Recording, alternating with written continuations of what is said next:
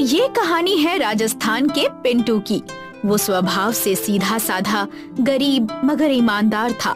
पिंटू की सबसे खास बात ये थी कि वो शाकाहारी होने के बावजूद भी चिकन के कई अलग अलग स्वादिष्ट प्रकार बना लेता था। अरे कैसे हो पिंटू जी? बस सब बढ़िया भाभी, आप कैसी हैं? कुछ नहीं जी, चल ही रहा है। वैसे आज रात हमारे टीटू का बर्थडे है। अरे वाह, ये तो अच्छी बात है। हमारी तरफ से टिल्लू को ढेर सारी शुभकामनाएं दीजिएगा भाभी। हाँ हाँ जरूर। और हाँ, याद से आपके हाथों का नाचा काजू वाला दम चिकन शाम तक भेज देना घर पे। आज बहुत मेहमान आने वाले हैं, तो उन्हें आपके हाथ का बना चिकन जरूर खिलाना है। जी जरूर, आप निश्चिंत रहिए, शाम के टाइम पर चिकन आपके घर पहुंच जाएगा। तो कुछ ऐसी थी पिंटू की जिंदगी। वो अपनी बातों और हाथों से बने खाने से सबका दिल जीत लेता। इसी वजह से होटल का मालिक भी उस पर फिदा था। आपको खाना अच्छा लगा है, ये जानकर खुशी हुई। फिर जरूर आइएगा। अरे वाह पिंटू, तुम्हारा तो जवाब नहीं।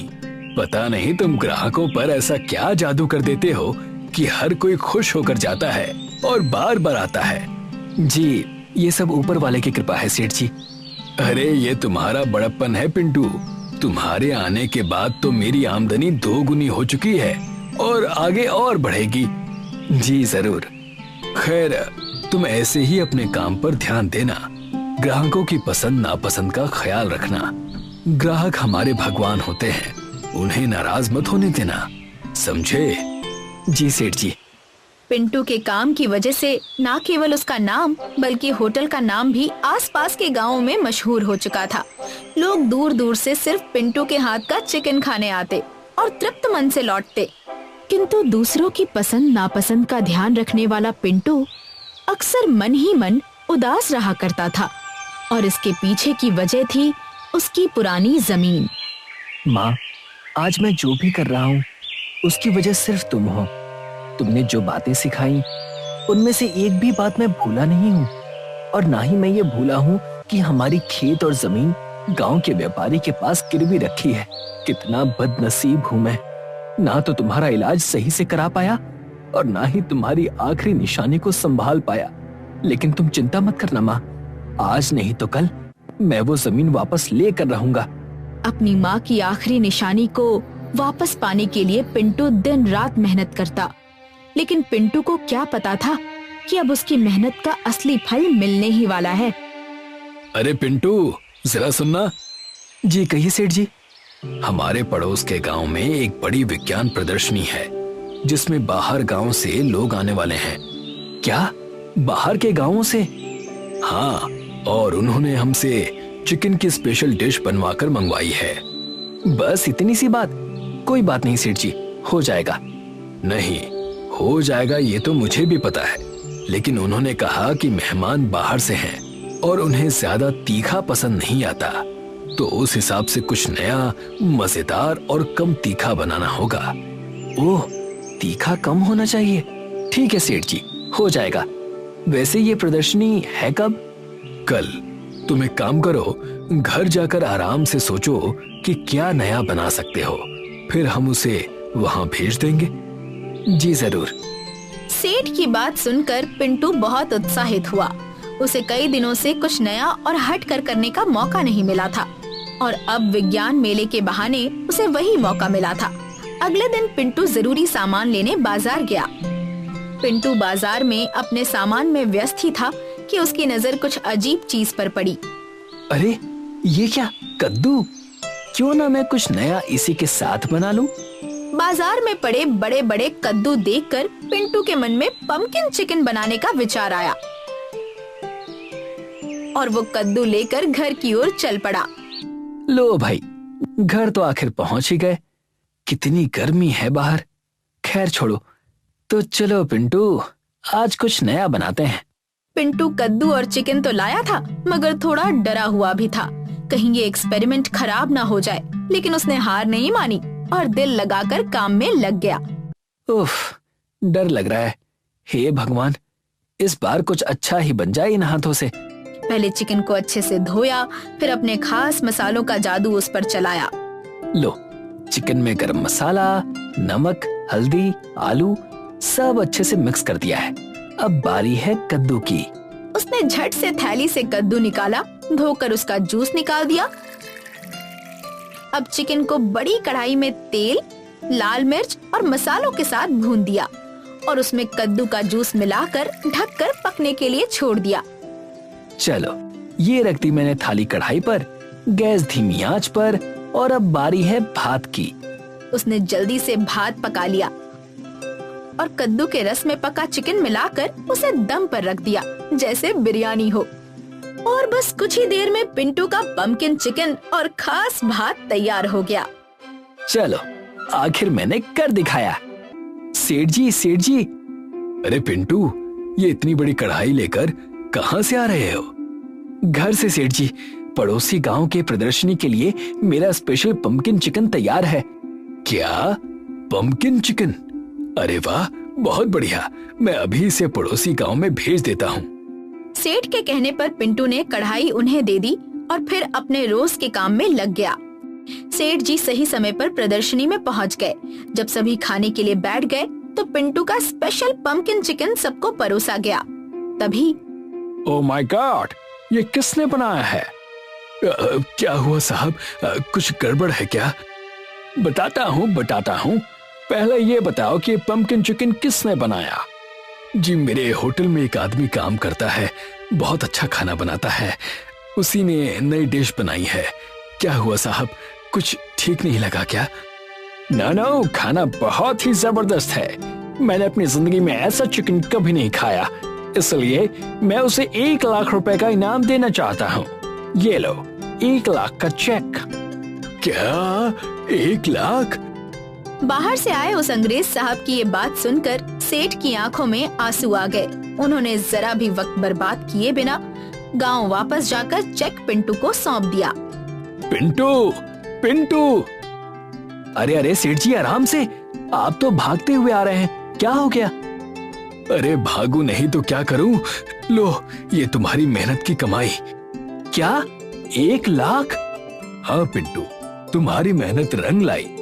हाँ सेठ जी, अब मैं आज ही उस व्यापारी का सारा ब्याज चुका सकता हूँ और फिर बाद में गिरवी रखी जमीन भी वापस ले सकता हूँ। अब एक काम करो, एक अच्छा सा होटल खोलो, फिर तुम और आगे बढ़ो। सेठ जी के मुंह से नई शुरुआत की बात सुनकर पिंटू की आंखों में आंसू आ गए। सेठ ने हमेशा ही पिंटू की मदद की थी और इतना सब कुछ होने के बाद भी वे पिंटू को अपने साथ बांध कर रखने के बजाय उसे आगे बढ़ने के लिए प्रोत्साहित कर रहे थे। आखिरकार पिंटू ने वो पैसे लिए और एक नई जिंदगी की शुरुआत की। सीख, जो सच्चे मन से काम करता है, मेहनत करता है, वो एक न एक दिन अपनी मंजिल जरूर पा लेता है। पिंटू ने सादगी, मेहनत और नए प्रयोगों से अपना नाम बना लिया और पम्पकिन चिकन ने उसकी किस्मत बदल दी। एक समय की बात है जब लोगों के घरों में बिजलियां नहीं रहती थी। ऐसे में एक गांव था, मंदराचल। 2 चोर रात का समय देखकर चोरी की फिराक में थे। इन दोनों ने पहले ही कई चोरियां कर रखी थी और अब दूसरी चोरियों में लगे थे। अरे रंगा, क्या हाथ लग गया है आज? जरा देखना तो। सब देख लिया है मैंने, आज बहुत माल हाथ लगा है, पर थोड़ा और होता तो। अब भी मन नहीं भरा इतना चुराने के बाद? क्यों, तुम्हारा मन भर गया क्या? मन तो मेरा भी नहीं भरा। न जाने कब से सोच रहा था कि तुम कहो तो कहीं और भी हाथ मारे। आओ चलो तब साफ कर दे कोई और घर। चलो कोई बड़ा बकरा पकड़ते हैं। ये तो मुखिया का घर लगता है। हाँ, उन्हीं का घर है और इनसे मालदार इस पूरे गांव में और कोई नहीं है। सही कह रहे हो। चलो, यहीं कहीं तिजोरी होनी चाहिए उनकी। तार तैयार करके रखो तिजोरी खोलने के लिए। हाँ, सब तैयार है। वो रही तिजोरी, वहाँ देखो। वो लोग तिजोरी के पास जाते हैं। रंगा उस तिजोरी को खोलने लगता है। अरे और कितना समय लगेगा, अभी तक नहीं खुला। अरे भैया, तिजोरी है, जूते का फीता नहीं, जो खींचा तो खुल गया, सब्र करो। हाँ हाँ, ठीक है ठीक है। तभी तिजोरी खुल जाती है और रंगा मुस्कुराकर दरवाजा खोलता है। वाह, मान गए गुरु। जरा देखो तो, जेवर पैसे सब पड़े हैं यहाँ। हाँ, भर लो, सब भर लो। एक नोट छोड़ना बस, ताकि मुखिया के काम आ जाए।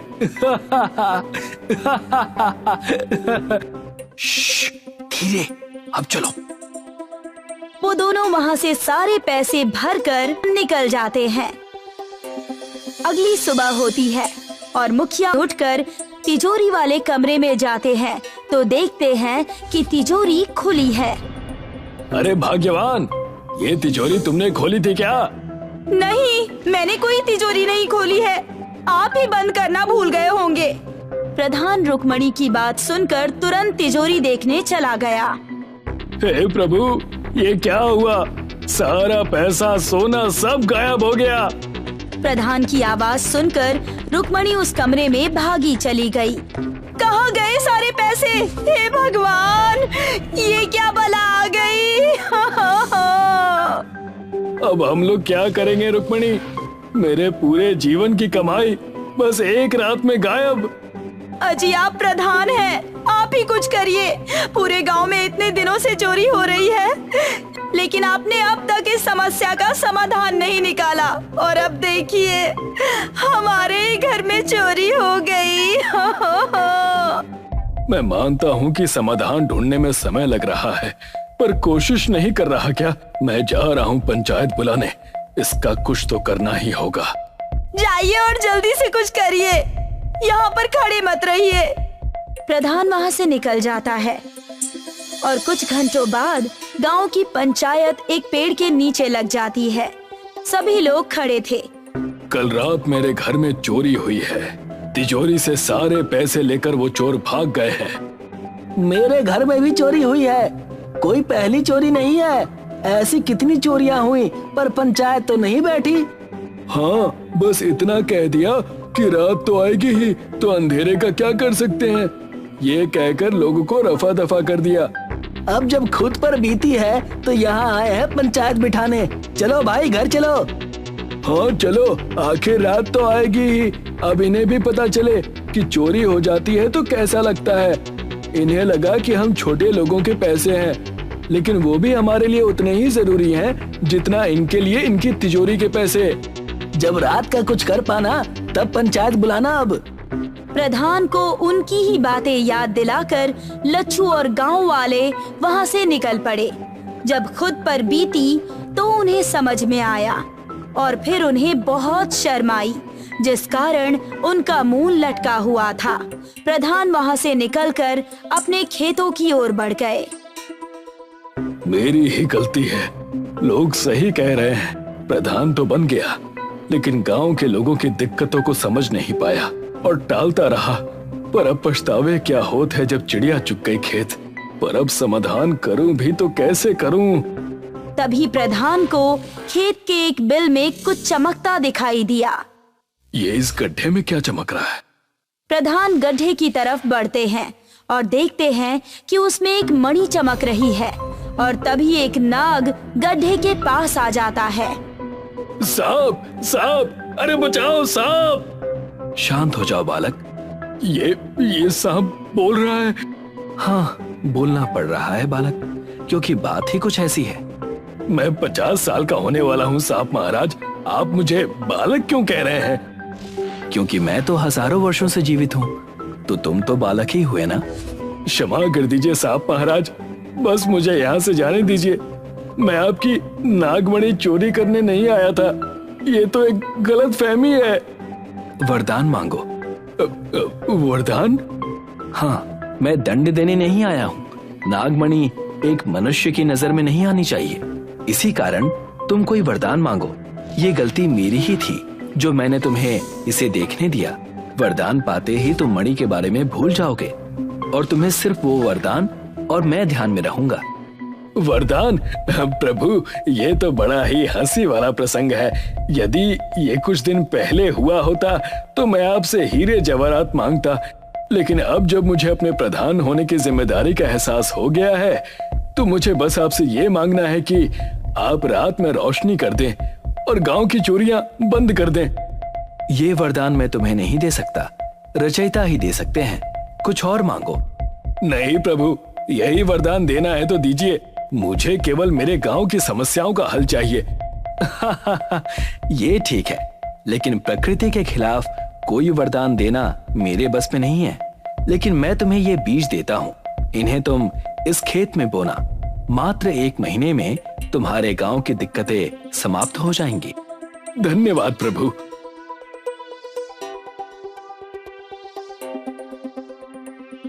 प्रधान बड़ी ही खुशी से गांव लौटकर फिर एक पंचायत बुलाते हैं। अरे क्या बात है, इतनी जल्दी रात में दिन करने का मार्ग ढूंढ लिया क्या प्रधान जी? अभी तो बस कुछ ही घंटे हुए हैं। अगर यही बात वापस करनी है तो अभी बता दीजिए ताकि हम चले जाएं। नहीं नहीं, रुको, मेरी बात तो सुनो। कहिए। मैंने मार्ग ढूंढ लिया है। प्रधान उन सबको सारी बातें बताते हैं। पर उन बीजों को छिड़कने से हमारी रात की समस्या कैसे हल होगी? ये तो हमें कल खेत में जाकर ही पता चलेगा। मैं आग्रह करता हूँ कि कल कृपया मेरे खेत में जरूर आइएगा। सच कहूँ तो मुझे आपकी बात पर भरोसा नहीं हुआ, पर फिर भी कल आकर देखते हैं प्रधान जी, आखिर आपकी बात सच है या नहीं।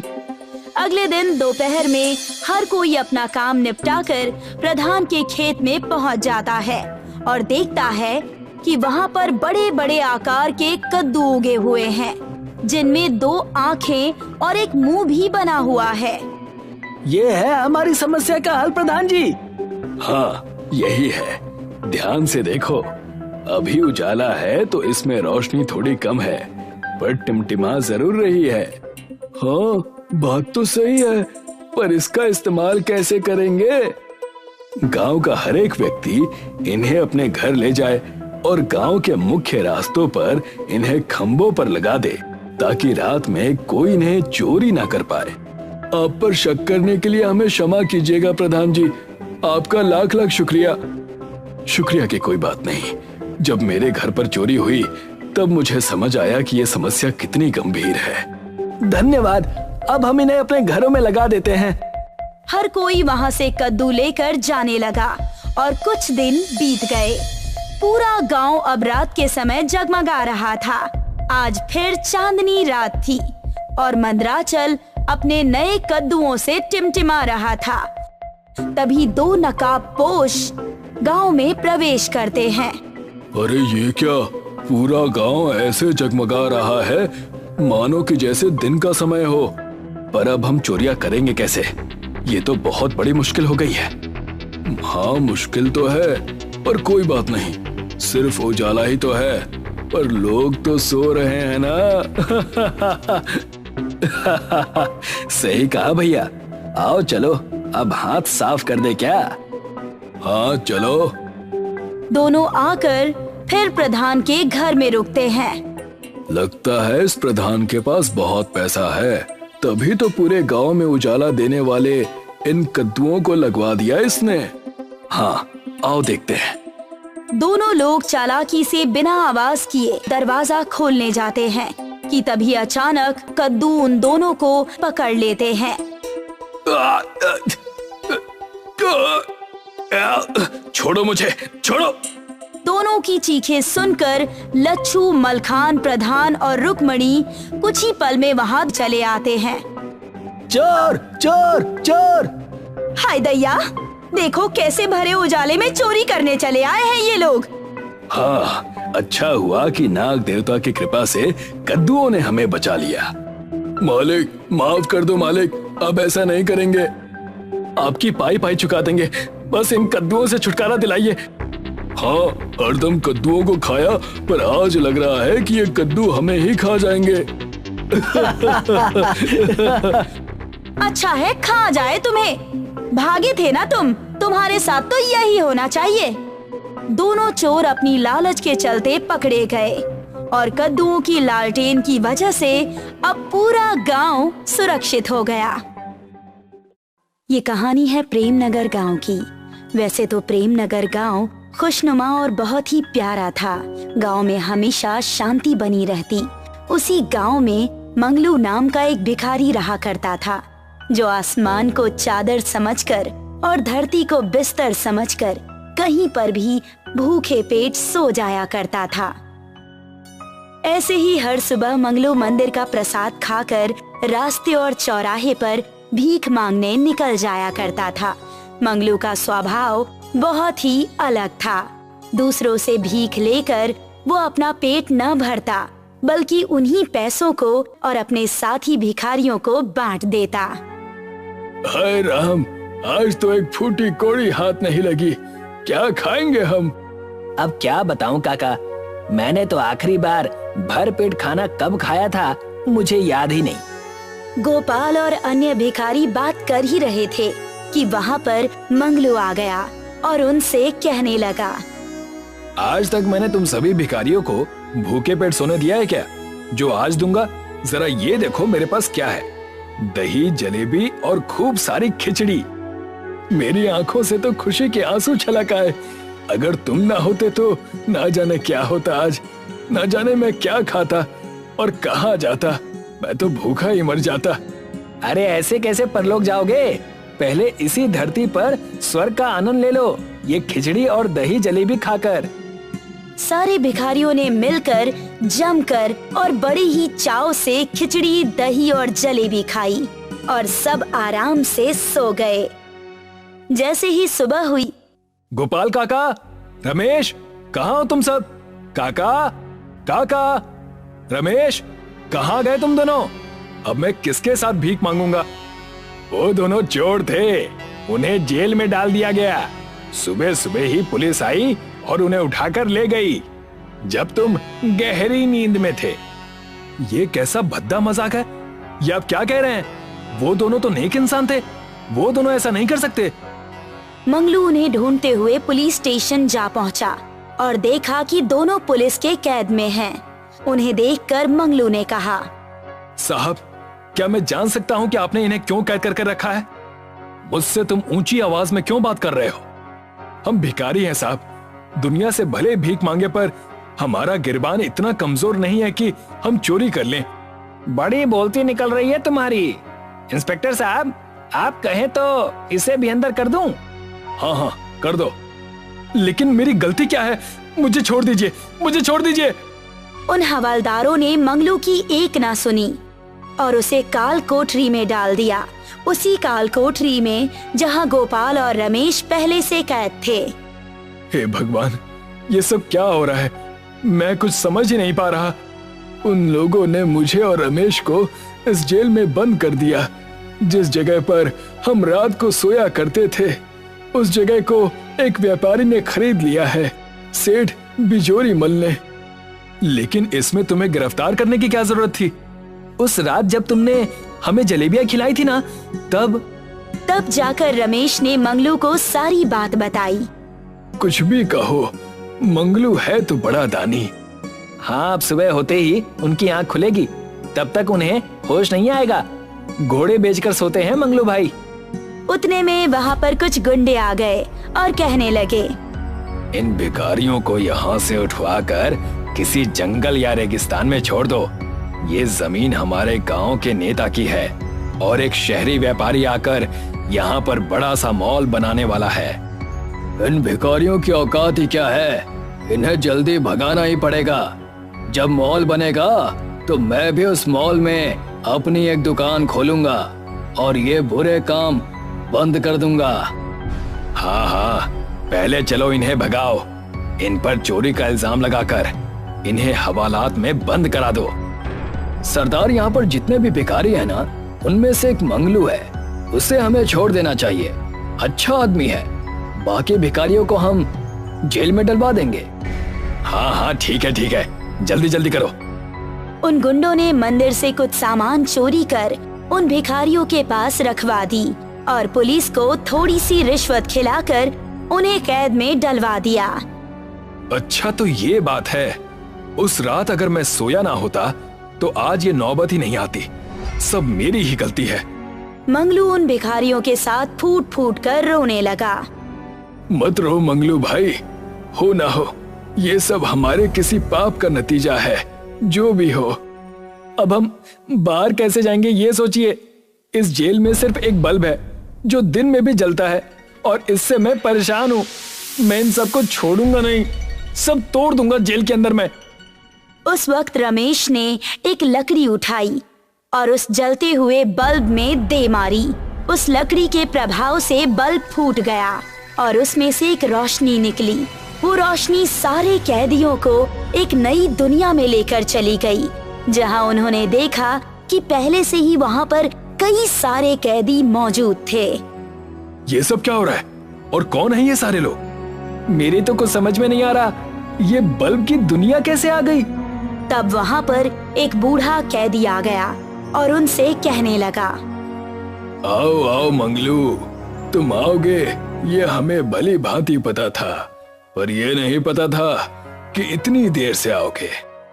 आपको मेरा नाम कैसे पता और आप कौन हैं? ये सब हो क्या रहा है? आप हमारे बारे में इतना सब कैसे जानते हैं? इस बल्ब की दुनिया से जेल बड़ा अच्छा दिखता है। जेल में जितने भी बल्ब हैं सब कैमरा जैसे काम करते हैं। हम यहाँ बैठकर जेल की सारी बातें सुन और देख सकते हैं। यहाँ से निकलने का कोई तो रास्ता होगा। हम भी यहाँ पिछले हफ्ते से कैद हैं। ये ग्रहों का हेर फेर है। जब भी ग्रहों से कोई खेलता है बल्ब का दरवाजा खुल जाता है और ऐसी घटनाएं घटित होती हैं। इसका एक ही उपाय है। आप सबको बाहर निकालने के लिए मैं कुछ भी करने को तैयार हूँ।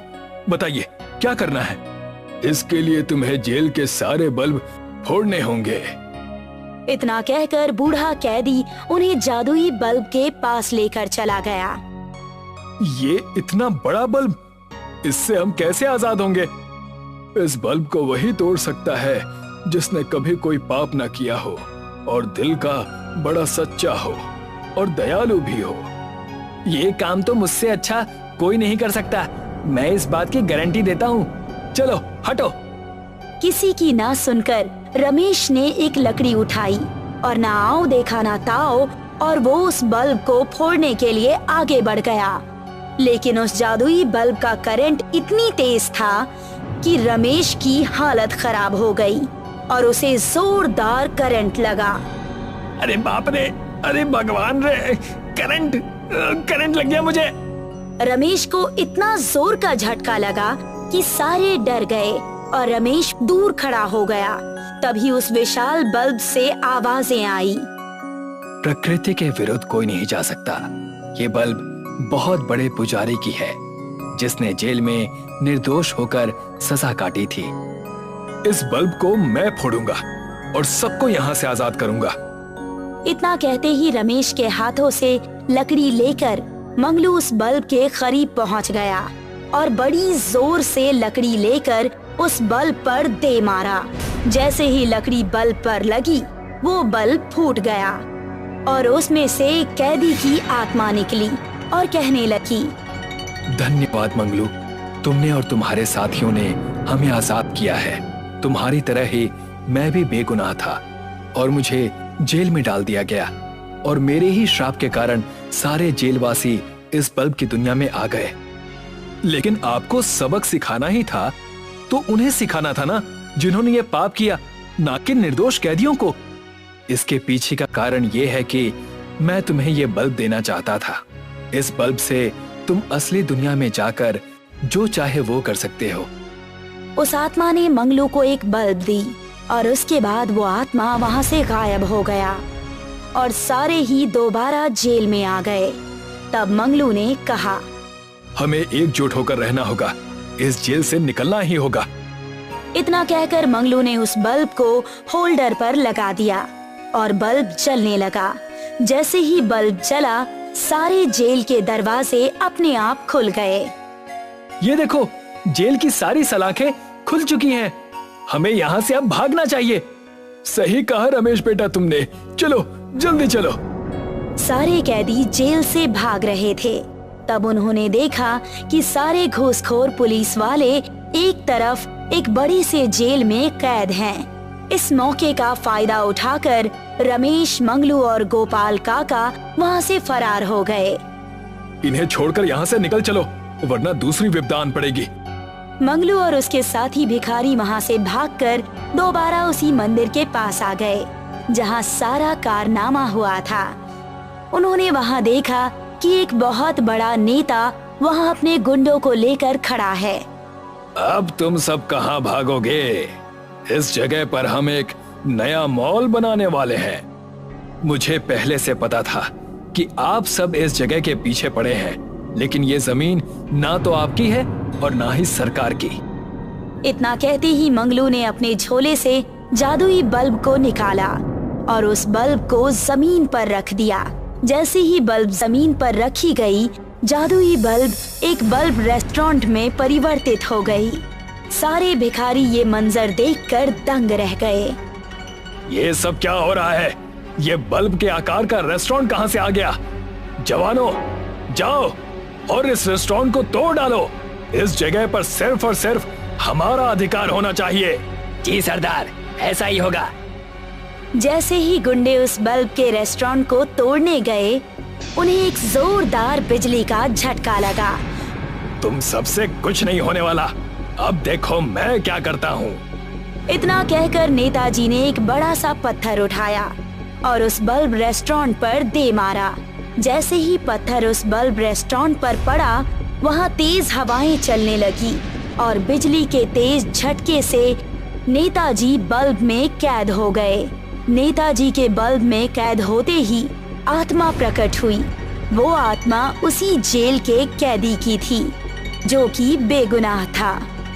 इसी पापी के कारण बेगुनाह होकर भी मैं जेल में कैद था, लेकिन अब और नहीं। अब इसका अंजाम बुरा होगा। आपका बहुत बहुत धन्यवाद। धन्यवाद तो मुझे तुम्हारा करना चाहिए मंगलू। तुम्हारे अच्छे व्यवहार के कारण ये बल्ब रेस्टोरेंट है। अब से तुम सब इसी में काम करोगे। ये जमीन तुम सबके नाम पर होगी। इतना कहकर आत्मा गायब हो गई और सारे भिखारी उस बल्ब रेस्टोरेंट में मेहनत से काम करने लगे और अपनी अपनी जिंदगी अच्छे से गुजारने लगे। रतिपुर नाम का एक बहुत ही सुंदर गांव था, जहां एक भी व्यक्ति गरीब नहीं था। एक दिन इस गांव के किनारे पर एक व्यक्ति रहने के लिए आता है और एक टूटे पुराने घर का इस्तेमाल करता है और फिर वो प्रधान के पास काम मांगने के लिए जाता है। अरे भाई, नए लगते हो, कहाँ से आए हो?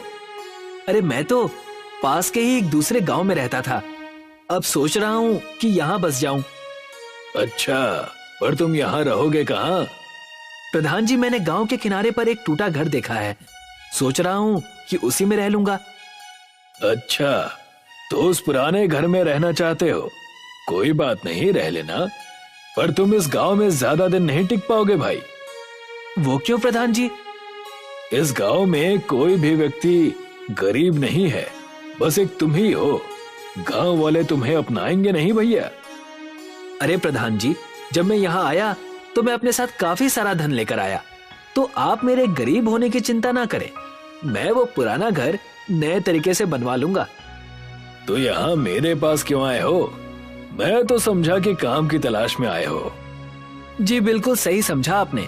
जब मैं घर बनवा लूंगा तो मुझे काम की या कोई नई दुकान खोलने की आवश्यकता पड़ेगी, इसीलिए आपसे विचार विमर्श करने आया था। अच्छा, तो ठीक है। मेरी ही जमीन पड़ी है एक बाजार में, तो तुम वही खरीद लेना। और घर बनाने के लिए लोग कहाँ से मिलेंगे?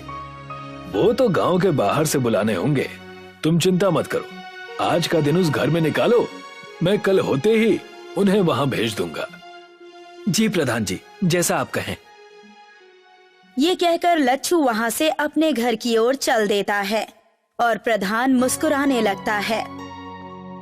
शाम हो गई और प्रधान के घर पर दो लोग आए। ललित और मोहित, एक नया काम आया है। कैसा काम प्रधान जी? इस गांव के किनारे जो पुराना घर है, वहाँ एक नया व्यक्ति आया है, लच्छू नाम का। कहते हैं धन पर्याप्त है, एक नई दुकान खोलना चाहता है और साथ में एक घर भी बनवाना चाहता है। तो आप क्या चाहते हैं, अब हम घर बनाए? मोहित, पूरी बात सुनो। उन्होंने कहा कि बहुत धन लाया है उसने। क्यों प्रधान जी? सही समझा है तुमने। ओह, तो ऐसी बात है। तब तो हम उसका घर बनाने के लिए कल ही चले जाएंगे और शाम तक काम पूरा कर देंगे। ठीक है, अब काम पर लग जाओ तुम दोनों। अगले दिन ललित और मोहित लच्छू के घर के सामने खड़े थे। अरे भैया लच्छू, यही रहते हैं क्या? प्रधान जी ने बताया था कि यही पता है, पर पता नहीं आप कहाँ हैं। तभी दरवाजा खुलता है और लच्छू बाहर आता है। हाँ जी भैया, मैं ही लच्छू हूँ और यही घर मैंने खरीदा था। आप बस इसे सही से बना दीजिए। चिंता न करिए, साफ कर देंगे पूरा। और ये बंजर घर लगने लगेगा चकाचक। ठीक है भैया, और पैसे की चिंता मत करिएगा, मैं सारा पैसा काम होते ही दे दूंगा। ललित और मोहित घर के अंदर घुसते ही वो देखते हैं कि वहाँ बस एक संदूक रखा है और एक कपड़ों का थैला। ठीक है भैया, तब हम काम शुरू कर देते हैं। जी, आप दोनों काम कीजिए, कोई जरूरत पड़े तो मुझे बताइएगा। जी भैया जी। दोनों को काम करते करते काफी देर हो गई। कड़ी धूप हो चुकी थी। लच्छू कहता है, भैया मैं आप दोनों के लिए कुछ खाने को ले आता हूँ। जी भैया जी, भूख तो लग गई है, आप आएंगे तब तक हम आज का काम पूरा कर लेंगे। हाँ, पूरा साफ कर देंगे। हाँ हाँ ठीक है भैया, आप दोनों लगे रहिए, मैं अभी आया। लच्छू वहाँ से ये कहकर चला गया। भैया भैया, ये तो गया, अब हम असली काम शुरू करेंगे। काम तो आते ही हो गया था मोहित। वो कैसे भैया? वो देखो, बस एक संदूक रखा है और एक बक्सा जिसमें कपड़े दिख रहे हैं, और कोई भी सामान इस आदमी ने नहीं रखा है। अच्छा, तो वो खजाना जरूर उस संदूक में ही होगा। आप तो बड़े होशियार हो भैया। चल मोहित, साफ कर देते हैं। दोनों भाई मिलकर उस संदूक को खोलते हैं। उन्हें सोने चांदी के सिक्के मिलते हैं। दोनों पूरा संदूक उठाकर वहाँ से भाग जाते हैं। अरे भैया ललित, मोहित, कहाँ गए आप दोनों? मैं खाना ले आया। लच्छू चारों ओर सिर घुमाकर देखता है, पर उसे कहीं कोई नहीं दिखता। फिर वो देखता है कि उसका संदूक गायब हो चुका है। ये देखकर रोने लगता है। अरे लुट गया, मैं बर्बाद हो गया, मेरी पूरी जिंदगी की मेहनत चली गई, अब मैं क्या करूँगा? लच्छू प्रधान के घर चला जाता है। प्रधान जी, प्रधान जी। क्या हो गया भैया, तुम रो क्यों रहे हो? सब लुट गया, मैं लुट गया। थोड़ा शांत हो जाओ और मुझे पूरी बात बताओ। आपने आज जो 2 लोगों को भेजा था, उन्होंने मेरा सारा पैसा, मेरी जिंदगी की पूरी कमाई चुरा ली और वहां से भाग गए। ये कैसे हो सकता है? क्या उन दोनों ने सारे पैसे चोरी कर लिए? कितने पैसे थे उस संदूक में? बहुत पैसे थे, मेरी जिंदगी की कमाई थी उसमें। मैं अपनी सारी जमीन और घर बेचकर वो पैसे लेकर आया था कि इस गांव में आकर एक नई जिंदगी शुरू करूंगा। सोने चांदी के कई सिक्के थे उसमें। अच्छा, बड़ी ही दुखद बात हो गई ये तो भैया। रुको, मैं पानी लाता हूँ तुम्हारे लिए। जैसे ही प्रधान उठकर आगे बढ़ता है, उसके थैले से एक सोने का सिक्का गिरता है। लच्छू उसे उठा लेता है और बड़े ध्यान से देखता है। प्रधान जी, ये सिक्का मेरा है, यानी आप भी इस खेल में मिले हुए हैं। मुझे मेरे पैसे वापस कीजिए। अच्छा, तो तुम्हें आखिर पता चल ही गया। कोई बात नहीं, अब जब पता चल ही गया है तो क्या किया जा सकता है। बाहर आओ ललित और मोहित। ललित और मोहित दोनों वहाँ आ जाते हैं। तुम तीनों मिले हुए हो, मैं समझ गया। चुप भी करो भैया, पैसों का इतना मोह अच्छा नहीं है, इसलिए हमने तुमसे वो ले लिए। हाँ भैया लच्छू, उपकार किया है हमने तुम पर, दुनिया के मोह से छुटकारा दिलाकर। बाहर फेंक दो इसे। ललित और मोहित उसे बाहर निकाल देते हैं। चल भाग यहाँ से। दिखाई मत देना प्रधान जी के यहाँ। हाँ। लच्छू रोते हुए जंगल की तरफ जाकर बैठ गया। तभी वहाँ एक भिखारी आता है। क्यों रे भैया, रोता क्यों है? तुम नहीं समझोगे। एक भिखारी को दूसरा भिखारी ना समझे तो वो व्यर्थ है भैया। मैं भिखारी नहीं हूँ। मेरे सारे पैसे इस गांव के प्रधान ने चोरी कर लिए हैं। तो हो गए ना भिखारी तुम भी। हाँ, शायद सही कह रहे हो तुम। अब मैं क्या करूं?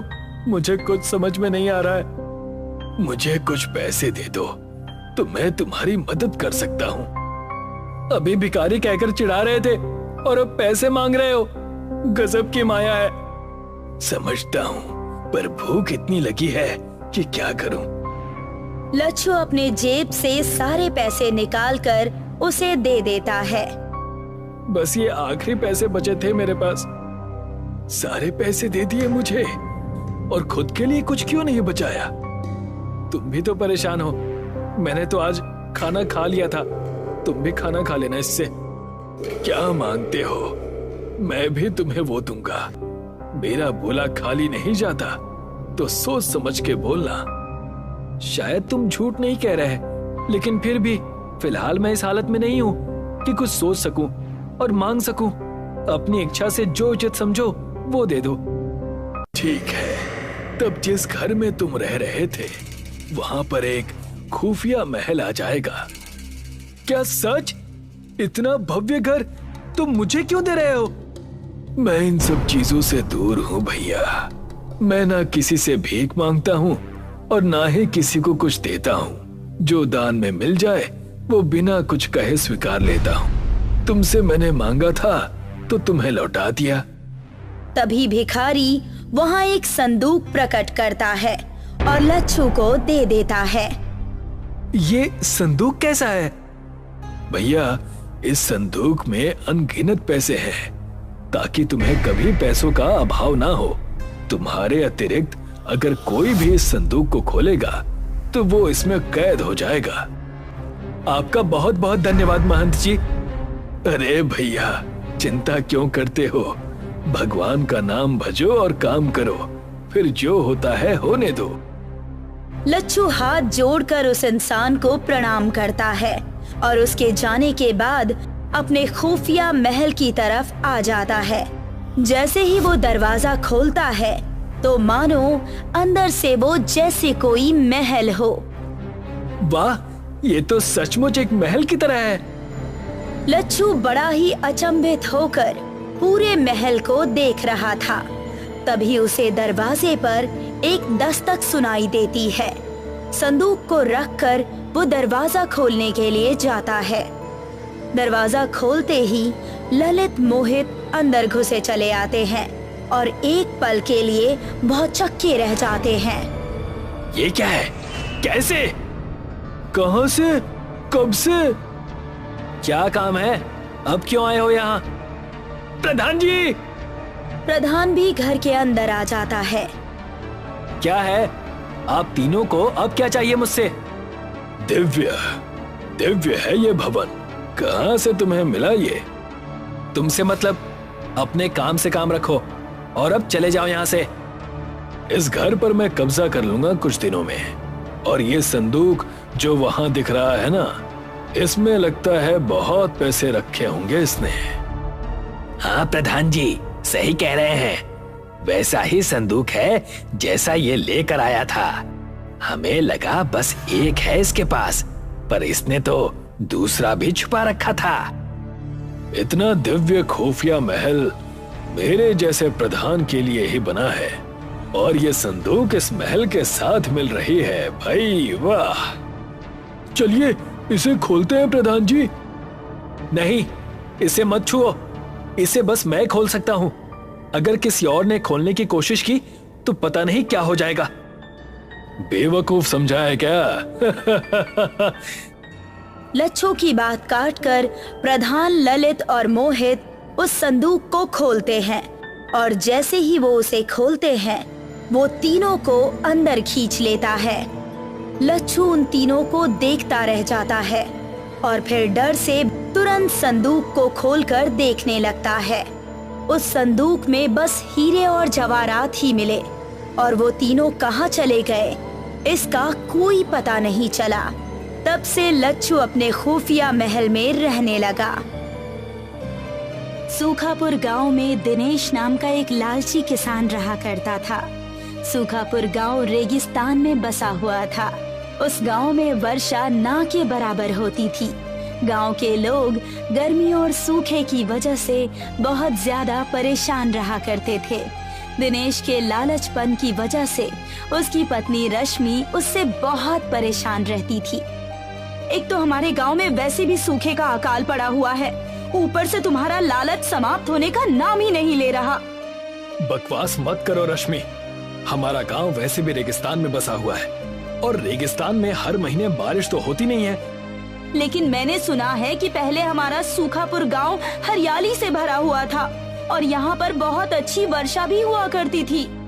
हाँ, वो घिसी पिटी कहानी मैंने भी सुनी है कि उस समय गांव में किसी इंसान के लालच की वजह से किसी दैवीय शक्ति वाले पुरुष ने गांव वालों को श्राप दे दिया और उस दिन से इस गांव में हरियाली की जगह रेत ही रेत है। ये बिल्कुल सही बात है जी, आपको इस बात का मजाक नहीं उड़ाना चाहिए। देखो, मुझे तुम्हारी बकवास सुनने में कोई दिलचस्पी नहीं है। अगर तुम मेरे धन कमाने को लालच समझती हो तो समझती रहो, ना ही मुझे तुमसे फर्क पड़ता है और ना ही गांव वालों से। इतना कहकर दिनेश क्रोधित होता हुआ अपने घर से बाहर निकल गया। वो घर से कुछ ही दूर चला था कि तभी गांव का मुखिया दिनेश को देख गया। दिनेश मुखिया से नजर बचाकर छुपने ही वाला था कि तभी मुखिया की आवाज उसके कानों में टकराई। ऐसे मुंह छुपाकर भागने से कोई लाभ नहीं दिनेश। कोई ऐसा काम क्यों नहीं करते कि कभी अगर मुझसे बात करो तो आंख से आंख मिला सको। ऐसी कोई बात नहीं है मुखिया जी, मैं बस आपको देख नहीं पाया था। झूठ मत बोलो दिनेश, मैंने साफ साफ देखा कि तुम नजर बचाकर मुझसे भाग रहे थे। मैं अब से क्यों भागूंगा मुखिया जी? क्योंकि परसों ही मुझसे बिरजू ने तुम्हारी शिकायत की थी। उसने कहा था कि तुमने कुछ रुपयों के लालच में अपनी बेकार की वस्तु सही बताकर उसे बेच दी। ये बिल्कुल अच्छी बात नहीं है। बिरजू एक गरीब किसान है, मत भूलो कि तुम भी एक किसान ही हो। मैं किसान के साथ साथ एक छोटा व्यापारी भी हूँ। और मुखिया जी, व्यापार में इतना तो चलता है। और वैसे भी बिरजू कोई दूध पीता बच्चा तो था नहीं, वो एक 26 वर्षीय हट्टा कट्टा नौजवान है। मैं इस गांव का मुखिया हूँ दिनेश। सिर्फ तुम्हारी पत्नी की शक्ल देखकर मैं चुप रहता हूँ, क्योंकि उसका व्यवहार बहुत अच्छा है। अगर तुम्हारी पत्नी का चेहरा नहीं होता ना, तो तुम्हें इस गांव से धक्के देकर बाहर निकाल देता। आप गांव के मुखिया जरूर होंगे, लेकिन इसका मतलब ये नहीं कि आपके मन में जो मन में आएगा आप वो करेंगे। मुखिया और सरपंच के जमाने चले गए, आज का जमाना कोर्ट कचहरी का है। अगर मुझ पर इतना ही क्रोध आ रहा है तो जाइए, जाकर किसी कोर्ट में मेरे नाम का मेरे खिलाफ मुकदमा दाखिल करा दीजिए। इतना कहकर दिनेश वहाँ से चला गया और मुखिया गुस्से से दांत पीसता हुआ बोला, पता नहीं ये अपने आप को समझता क्या है। एक दिन मैं इसे सबक सिखा कर रहूंगा। दरअसल दिनेश एक लालची किस्म का किसान था। वो खेती करने के अलावा तरह तरह की शहर से बेकार की वस्तुएं खरीद कर लाता और गांव वालों को सही बताकर उनसे अच्छी कीमत वसूलता और उन्हें मूर्ख बना देता। दिनेश एक छोटे से रेत के टीले पर बैठकर बोला, ये मुखिया अपने आप को पता नहीं क्या समझता है। जिस दिन मैं अधिक धन कमाने में सफल हो गया, उस दिन मैं स्वयं गांव का मुखिया बनूंगा और ये ईमानदारी जैसे बेकार के नियम फाड़ कर फेंक दूंगा। तभी वहाँ पर एक रेत का गुबार सा उठा और देखते ही देखते उस गुबार ने एक रेत के व्यक्ति का रूप धारण कर लिया। दिनेश ये सब देखकर डर गया। कौन हो तुम? मैं तुम्हारी बातें सुन रहा था। तुम एक लालची व्यक्ति हो और मुझे लालची इंसान बहुत पसंद है। तुम मुझसे चाहते क्या हो? तुम चाहो तो अपने गांव में वर्षा करवा सकते हो। वर्षा करवा सकते हो? वो कैसे?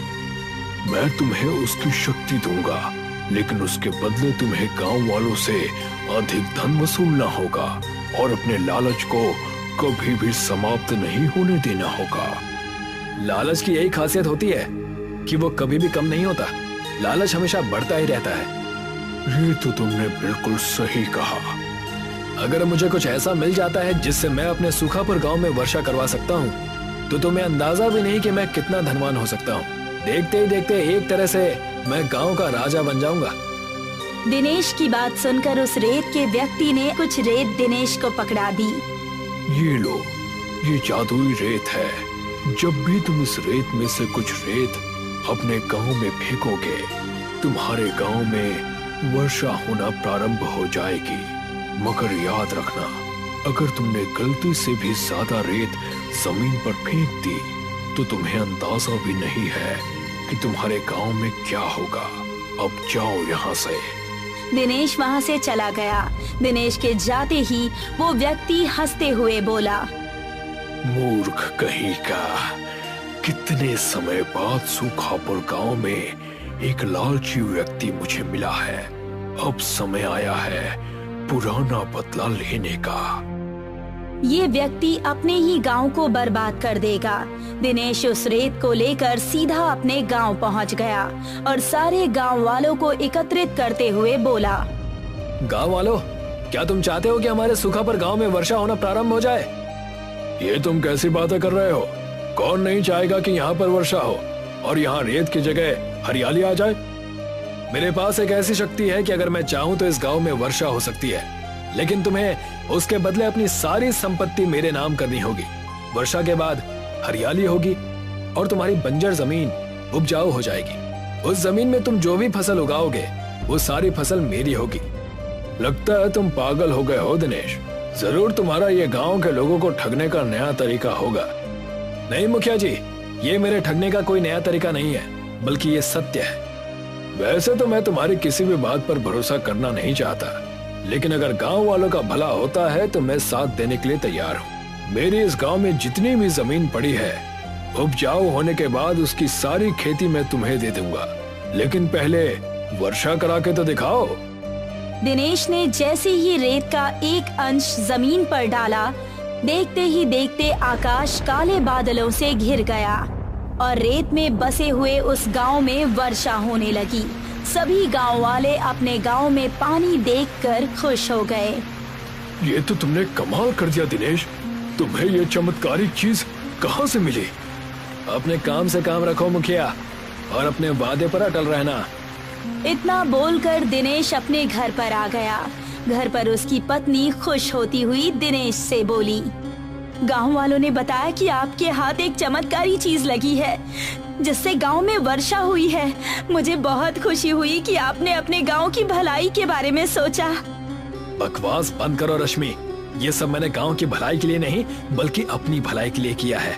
अब गांव में जो भी उपजाऊ जमीन होगी, उस सारी जमीन पर मेरा अधिकार होगा। मुझे शर्म आती है आपको अपना पति कहते हुए। आपके अंदर लालच कम नहीं बल्कि और ज्यादा बढ़ गया है। जब तुम्हारा पति देखते ही देखते बहुत अधिक धनवान हो जाएगा ना, तब तुम्हें स्वयं पता चल जाएगा कि लालच बुरी चीज नहीं, बल्कि बहुत अच्छी चीज है। दिनेश वहाँ से बाहर निकल गया। कुछ ही दिनों में गांव की जमीन थोड़ी सी हरी भरी हो गई, मगर वैसी नहीं हुई जैसा कि दिनेश चाहता था। दिनेश एक लालची व्यक्ति था। वो अपने आप से बड़बड़ाता हुआ बोला, लगता है गांव में वर्षा कम हुई है।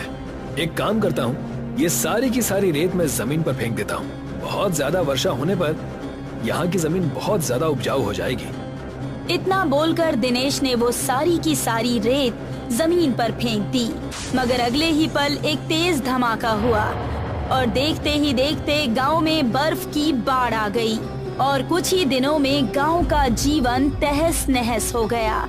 गांव में अब बहुत ज्यादा सर्दी बढ़ने लगी। सारे घर नष्ट हो गए।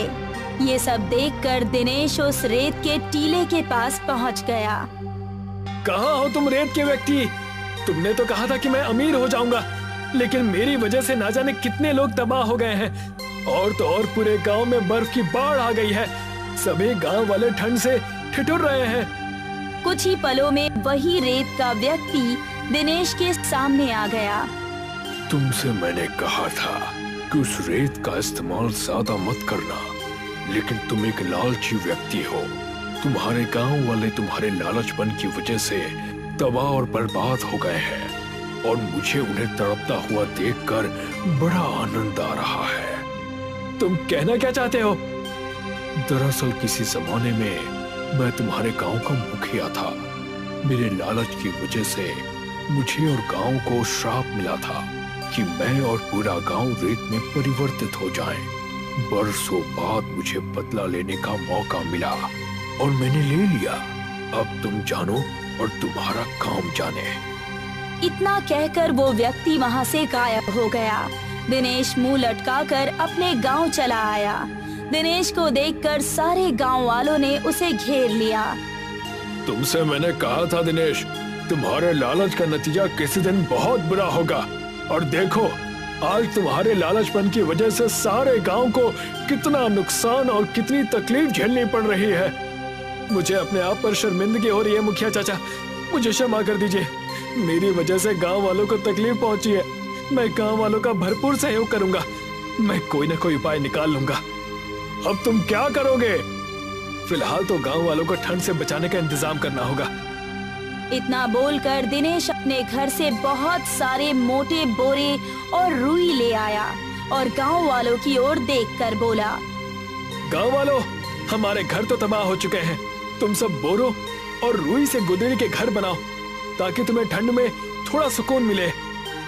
गांव वालों ने ऐसा ही किया। दिनेश के कहे अनुसार वो सभी बोरे और रुई मिलाकर झोपड़ी गुदड़ी के घर बनाने लगे। गांव वालों को इससे बहुत ज्यादा राहत मिली। तुम्हारे अंदर का बदलाव देखकर मुझे अच्छा लग रहा है दिनेश, लेकिन गांव वालों को अभी पूरी तरह से राहत मिली नहीं है। अभी भी कुछ लोग हैं जो बेघर हैं। मेरे पास एक उपाय है मुखिया जी। क्यों ना हम ट्रैक्टर की ट्रॉली को उल्टा करके उससे एक घर बनाएं। उससे होगा ये कि घर गर्म भी रहेगा और घर का घर भी हो जाएगा। वाकई तुम्हारे दिमाग का तो जवाब नहीं। अगर यही दिमाग तुम अच्छे कामों में लगाते तो आज बहुत सफल होते। मुखिया ने गांव में यही ऐलान कर दिया। गांव वालों का जीवन कुछ दिनों तक ऐसे ही चलता रहा, मगर एक दिन अजीब घटना हुई। देखते ही देखते गांव से बर्फ समाप्त हो गई और ठंड भी खत्म हो गई और सारे गांव में हरियाली ही हरियाली छा गई। मुखिया दिनेश के पास आकर बोला, दिनेश, ये सब कुछ कैसे हुआ? पता नहीं मुखिया चाचा, मेरी भी कुछ समझ में नहीं आ रहा। चलो चलकर देखते हैं। दिनेश अपनी पत्नी सहित मुखिया के साथ बाहर आ गया। पूरे गांव में जश्न का माहौल था। लगता है ईश्वर ने हमारी प्रार्थना सुन ली। आप सही कहते हैं मुखिया चाचा, शायद ईश्वर ने मुझे क्षमा कर दिया। तभी दिनेश के कानों में किसी बुजुर्ग व्यक्ति की आवाज टकराई। ये सब तुम्हारा ही कमाल है दिनेश। कौन है आप? और मैंने आपको पहचाना नहीं। मैं भी इसी गांव का व्यक्ति हूँ। वर्षों पहले इस गांव को एक श्राप मिला था। उस श्राप को दिनेश ने तोड़ा है। मुझे तो अभी भी ये बात समझ में नहीं आ रही। आप हैं कौन? बहुत समय पहले की बात है। एक साधु इस गांव में आए थे। साधु के पास कुछ मोती थे जो उसे शहर में किसी को देने थे, मगर गांव के मुखिया की नीयत खराब हो गई। मुखिया ने साधु के वो मोती चुरा लिए। गुस्से में आकर साधु ने मुखिया सहित इस पूरे गांव को श्राप दे दिया कि ये पूरा गांव रेत में परिवर्तित हो जाए, और वही हुआ।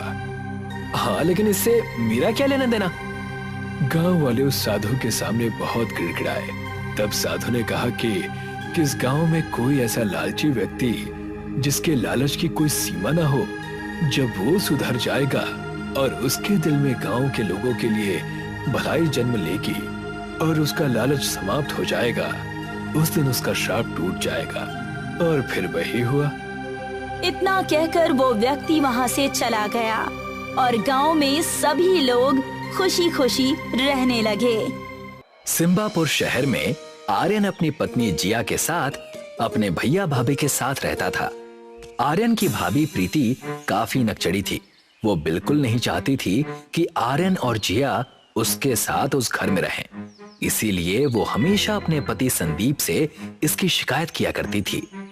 कितनी बार कहा है आपको, मुझे आपके भाई और उसकी पत्नी के साथ रहना पसंद नहीं है। और और मैं बिल्कुल नहीं चाहती कि उन्हें पिताजी के छोड़े हुए जमीन जायदाद में हिस्सा मिले।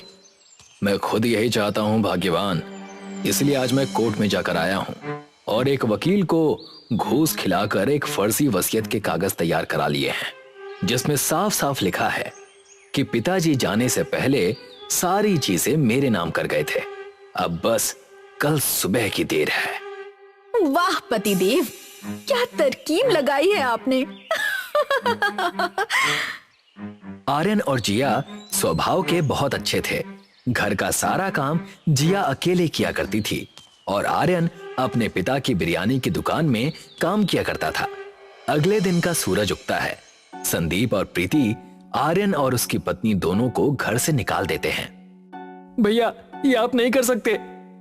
दीदी, हमसे क्या गलती हो गई? आप हमें घर से निकाल देंगी तो हम कहाँ जाएंगे? कहीं पर भी जाओ, बस मेरे घर पर वापस मत आना। और आर्यन, तुम्हें काम पर आने की भी जरूरत नहीं है। उस बिरयानी की दुकान को भी पिताजी मेरे नाम पर करके गए हैं। अब जाओ तुम दोनों और खुद का कुछ कर लेना, बस वापस यहाँ मत आना, समझे? रहने की ही बात है तो थोड़े दिन किसी रेलवे स्टेशन पर सो जाना। गरीब लोग वहीं पर तो सोते हैं। आर्यन अपनी पत्नी को लेकर सिम्बापुर रेलवे स्टेशन चला जाता है और खाने के लिए कुछ चीजें लेता है। वो पूरा दिन उसी रेलवे स्टेशन पर बिताते हैं। ना सिर पर छत, ना बदन पर चादर। जैसे जैसे दिन बीत रहा था, खाना भी कम हो रहा था। हम खाएंगे क्या? खाने के लिए कुछ नहीं बचा है। तुम चिंता मत करो, यहीं ठहरो, मैं कुछ करता हूँ। आर्यन थोड़ी दूर जाकर लोगों से खाने की भीख मांगने लगता है। खाना, खाना, किसी के पास कुछ खाना है तो खाना दे दो। मेरी पत्नी भूखी है, खाना दे दो, कोई तो कुछ दे दो।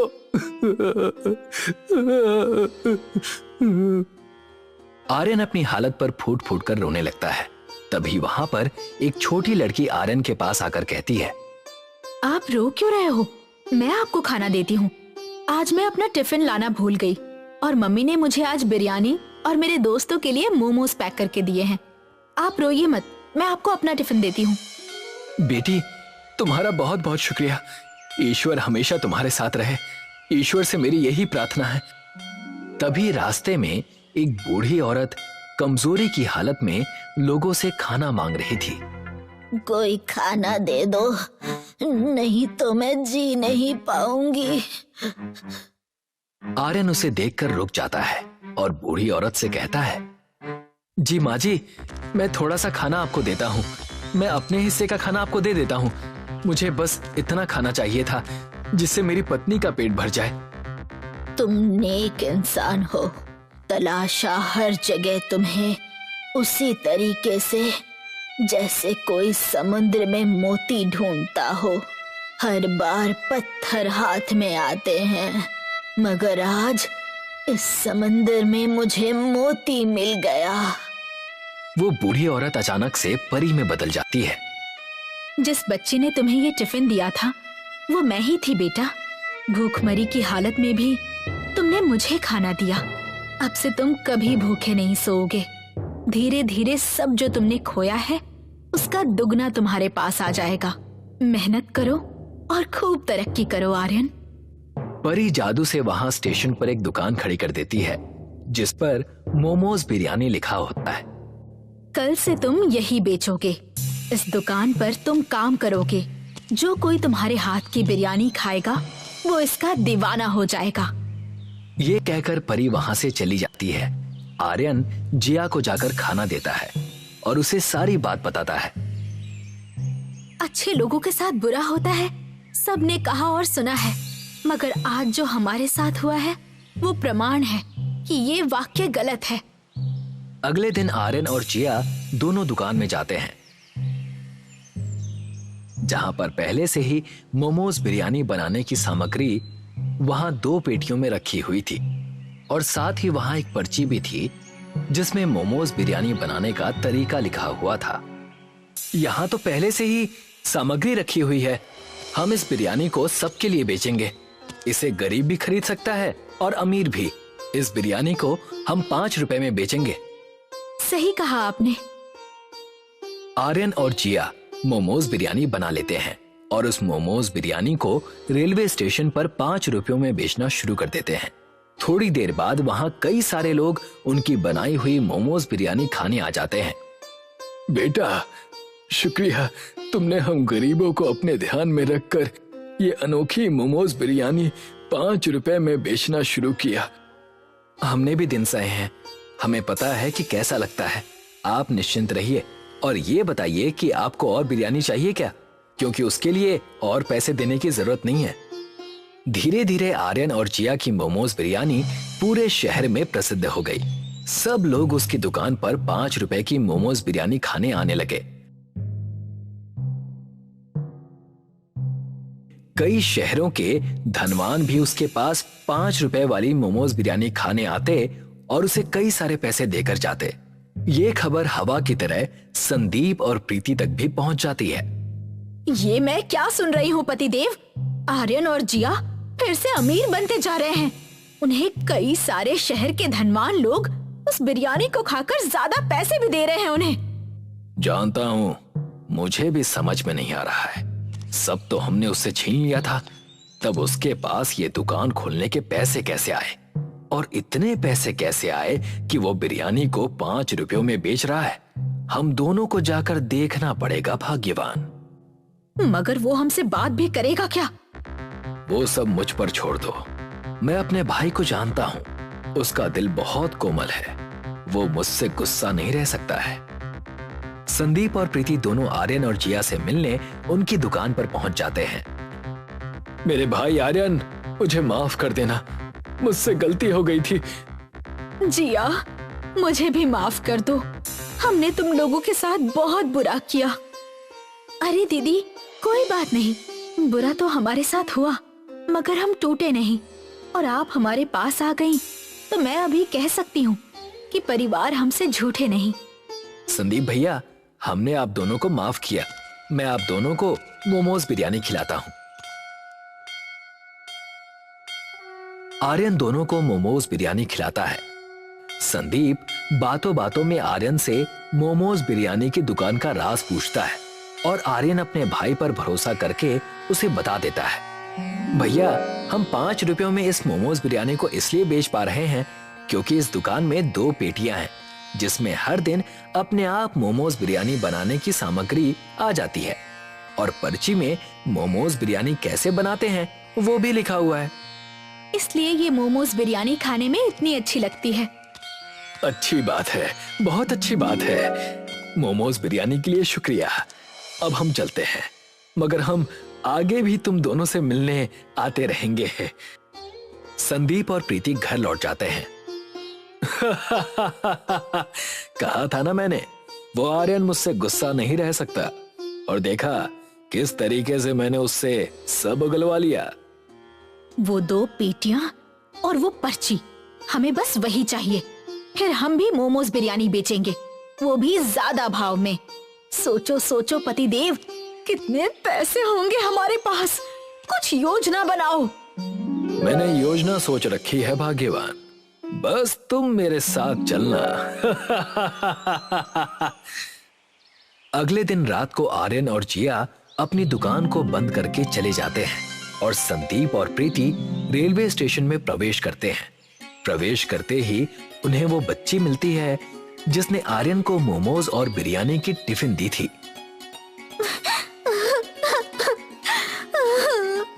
मैं रास्ता खो चुकी हूँ। अंकल जी, मेरी मदद कीजिए, मुझे घर छोड़ दीजिए। ए लड़की, यहाँ से भाग, जा यहाँ से, किसी और से मदद मांग। अरे, ये बच्ची यहाँ कैसे आ गई? ए, समझ नहीं आता क्या? निकल यहाँ से। वो बच्ची वहां से रोते रोते चली जाती है। संदीप और प्रीति आर्यन की मोमोज बिरयानी की दुकान पर पहुंचते हैं। देखो, यही है वो पेटियां जिसमें हर दिन उस अनोखी मोमोज बिरयानी बनाने की सामग्री अपने आप आ जाती है। और वो रही पर्ची जिसमें उस मोमोज बिरयानी को बनाने का तरीका लिखा है। कितना भोला है मेरा भाई, ऐसी चीज को कोई खुले में छोड़कर कैसे जा सकता है। मूर्ख भाई है मेरा, इसीलिए अब मैं धनवान हो जाऊंगा। संदीप और प्रीति उन दोनों पेटियों और पर्ची को उठाकर जाने लगते हैं। तभी उन्हें बीच में एक बूढ़ी औरत दिखाई देती है जो उन दोनों से मदद मांगती है। कोई मेरी मदद करो, कोई मुझे कुछ खाने के लिए दे दो, बड़ी भूख लग रही है। बेटा, पेटी में से कुछ खाने को दे दो। नहीं नहीं, हमारे पास आपको देने के लिए कुछ नहीं है।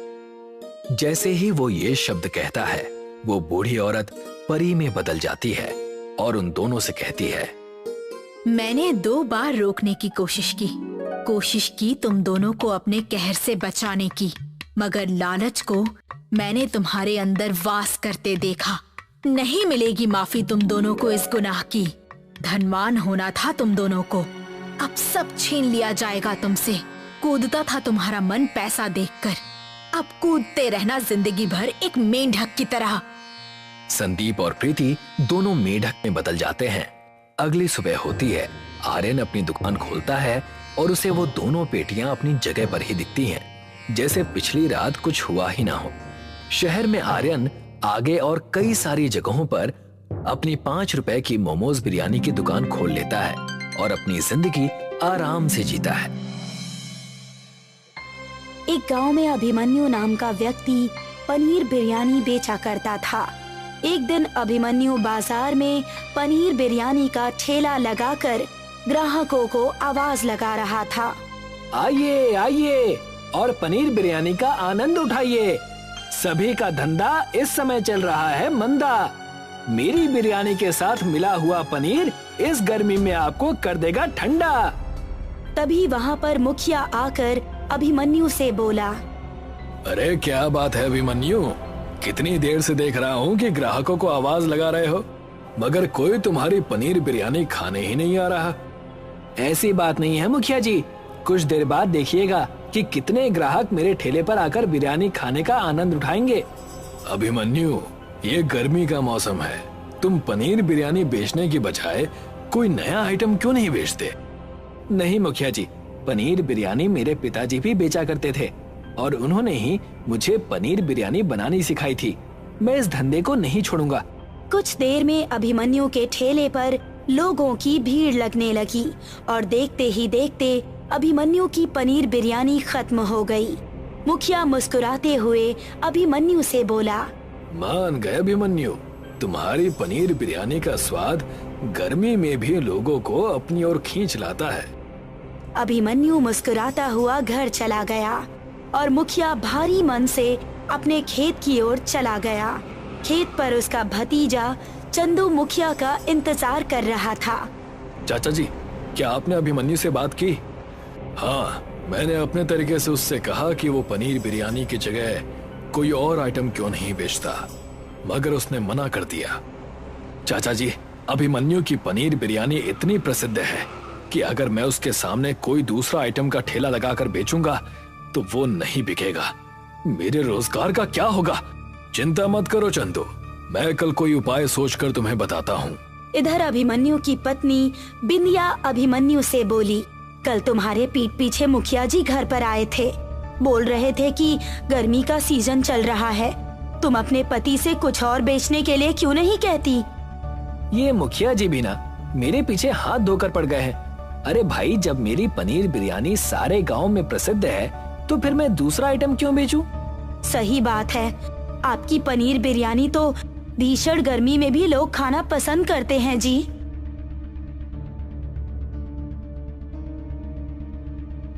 अगले दिन मुखिया अपने भतीजे चंदू से बोला, मैंने उपाय सोच लिया है चंदू, तुम आज से अभिमन्यु के ठेले के सामने पनीर बिरयानी ही बनाकर बेचोगे। चाचा जी, आपको लगता है कि मेरी बनाई हुई पनीर बिरयानी ग्राहक खरीदेंगे? पूरी बात तो सुन लो चंदू, तुम अपने ठेले के अगल बगल अच्छी वैरायटी के छाते भी लगाओगे ताकि लोगों को बैठने में सहूलियत हो। और तो और, तुम हर पनीर बिरयानी की प्लेट के साथ एक कोल्ड ड्रिंक लोगों को मुफ्त पिलाओगे। चाचा जी, इस तरह से तो मुझे मुनाफा कम और घाटा ज्यादा होगा। मूर्ख कहीं के, जब तुम ऐसा करोगे तो सारे ग्राहक तुम्हारी तरफ खुद ब खुद खींचे चले आएंगे। एक बार उसके ग्राहक टूटकर तुम्हारे पास आ गए तो उसके बाद तुम अपनी मर्जी के मुताबिक बिरयानी की प्लेट के दाम रख सकते हो। तुम नहीं जानते चंदू, इस देश में लोग मुफ्त का माल देखकर बड़े ही जल्द खींचे चले आते हैं। और रहा सवाल अभिमन्यु का, तो उसके ठेले के साथ मुझे क्या करना है, ये मैं अच्छी तरह से जानता हूँ। अगले दिन चंदू मुखिया के कहे मुताबिक उसने अगल बगल में अच्छी वैरायटी की छाते वाली कुर्सियां भी रखवा ली और ग्राहकों को आवाज लगाने लगा। आइए आइए, आप सबने अभिमन्यु की घटिया पनीर बिरयानी का बहुत स्वाद चखा है। एक बार मेरी बनाई हुई स्वादिष्ट पनीर बिरयानी खाइए और मुफ्त में कोल्ड ड्रिंक का आनंद उठाइए। एक ग्राहक चंदू से बोला, अरे भैया, क्या तुम वास्तव में एक प्लेट पनीर बिरयानी के साथ एक कोल्ड ड्रिंक मुफ्त दोगे? हाँ हाँ भाई, मैं मजाक नहीं कर रहा। और तो और, तुम अभिमन्यु के ठेले पर गर्मी में पनीर बिरयानी खाते थे और यहाँ इस छतरी के नीचे आराम से बैठकर पनीर बिरयानी का आनंद उठाओ और इस गर्मी में ठंडी ठंडी मुफ्त कोल्ड ड्रिंक का भी आनंद उठाओ। अरे वाह भैया, फिर तो मजा आ जाएगा। कुछ ही दिनों में अभिमन्यु के सारे ग्राहक टूटकर चंदू के ठेले के पास पनीर बिरयानी का आनंद उठाने लगे। अभिमन्यु की आमदनी खत्म हो गई। अगर मुखिया का भतीजा एक कोल्ड ड्रिंक मुफ्त में दे रहा है, तो आप भी क्यों नहीं कोल्ड ड्रिंक मुफ्त में देते हैं जी? ये कैसी बातें कर रही हो बिंदिया? एक तो मैं लोगों को वैसे भी बहुत सस्ते में पनीर बिरयानी बेचा करता था। अगर मैं कोल्ड ड्रिंक मुफ्त में दे दूंगा तो इस तरह से तो मुझे अपना घर भी बिकता हुआ नजर आ रहा है। अब मुझे समझ में आ रहा है कि मुखिया जी बार बार मुझे ये धंधा छोड़ने के लिए क्यों कहते थे। आज मैं मुखिया जी से बात करके ही रहूंगा। शाम के समय अभिमन्यु मुखिया के घर पर चला गया। अभिमन्यु को देखकर मुखिया बुरा मुंह बनाता हुआ बोला, क्या बात है अभिमन्यु, यहाँ क्यों आए हो? देखिए मुखिया जी, मुझे नहीं पता कि आपकी मुझसे क्या दुश्मनी है, लेकिन आपका भतीजा मेरे साथ सही नहीं कर रहा। क्यों भाई, इस गांव में क्या तुम्हें ही पनीर बिरयानी बेचने का अधिकार है? नहीं मुखिया जी, मैंने ऐसा तो नहीं कहा, लेकिन आपका भतीजा चंदू मेरी बिरयानी की बुराई हर ग्राहक से करता है और आखिर वो मेरे ही ठेले के सामने बिरयानी कैसे बेच सकता है? अभिमन्यु, तुम अपनी हद से ज्यादा आगे बढ़ रहे हो। हर किसी के धंधा करने का अपना अलग अलग तरीका होता है। और हाँ, अब जब बात यहाँ तक आ ही गई है तो फिर ध्यान से सुनो। तुम्हारे पिता ने वर्षों पहले मुझसे कर्ज लिया था, जो कि उन्होंने मुझे नहीं लौटाया। तो आप कहना क्या चाहते हैं मुखिया जी? तो तुम उनके बेटे हो, इसीलिए तुम्हारा फर्ज बनता है कि तुम अपने पिता का कर्ज चुकता करो। मेरी आर्थिक स्थिति इस वक्त खराब है मुखिया जी, वो भी आपके भतीजे की वजह से। कोई बात नहीं, तुम्हारा ठेला किस काम आएगा? कल तक अपने ठेले को यहाँ खड़ा कर जाना, नहीं तो मैं तुम्हारे ठेले को तुम्हारे घर से ही उठवा लूंगा। अभिमन्यु मुंह लटकाकर वहां से चला गया।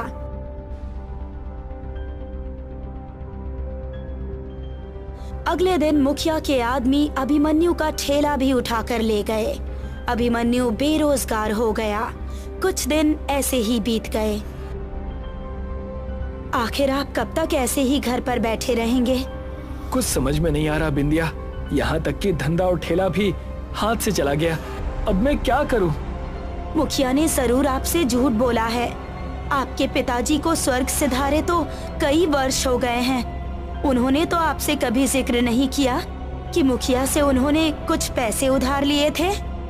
जानता हूँ बिंदिया, लेकिन जानते हुए भी मैं कुछ नहीं कर सकता। अब तो लगता है कि जैसे इस गांव को छोड़कर जाना पड़ेगा। वैसे भी अब मेरा यहाँ मन नहीं लगता।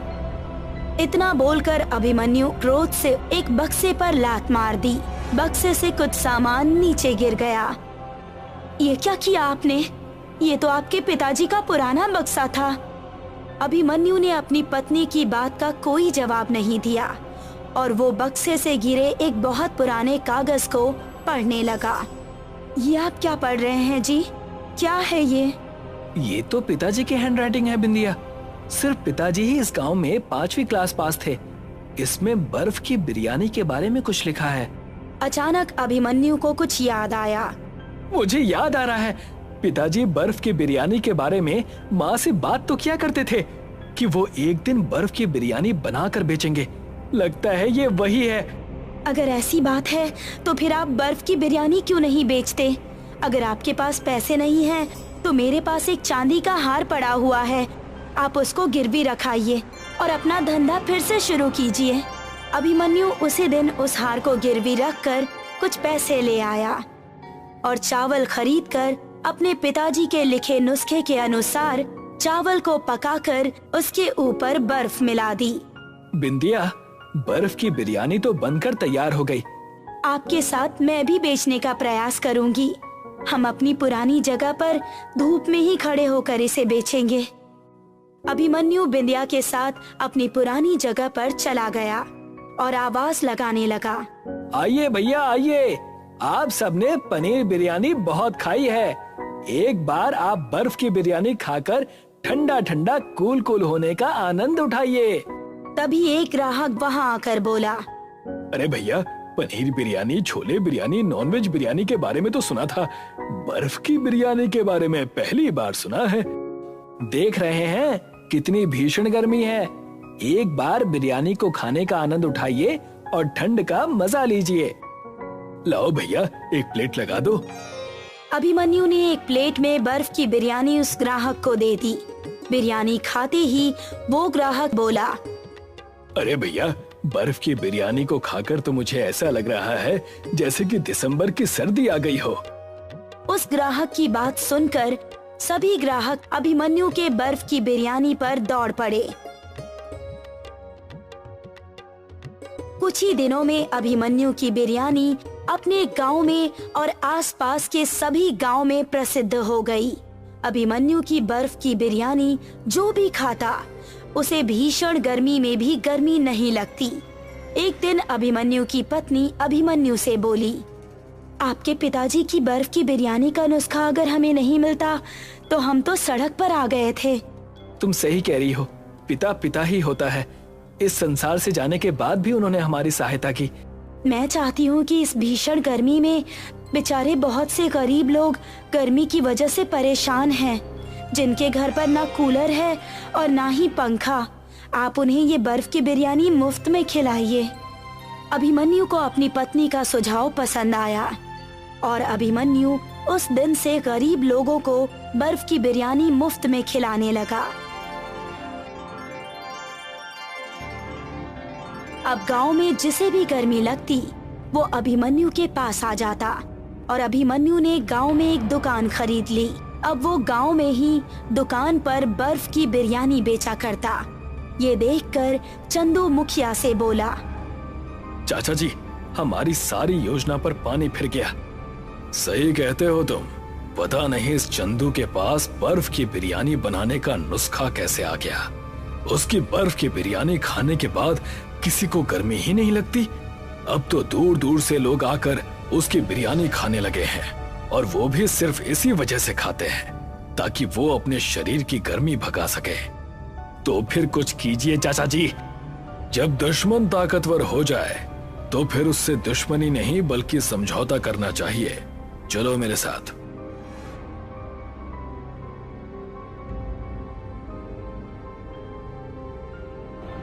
मुखिया चंदू को लेकर अभिमन्यु के घर पर चला गया। मुखिया और चंदू को देखकर अभिमन्यु चौंकता हुआ बोला, मुखिया जी, आज आपको इस गरीब की याद कैसे आ गई? अभिमन्यु, तुम्हारी बर्फ की बिरयानी दूर दूर तक प्रसिद्ध हो चुकी है। अब तो लोग हमारे गांव का नाम भी बर्फ की बिरयानी के नाम से जानने लगे हैं, लेकिन मैं तुमसे समझौता करने आया हूँ। मेरा और आपका तो कभी कोई झगड़ा ही नहीं था मुखिया जी, तो फिर समझौता किस बात का? तुम एक नंबर के मूर्ख हो अभिमन्यु। तुम्हारे हाथ में बर्फ की बिरयानी का नुस्खा है।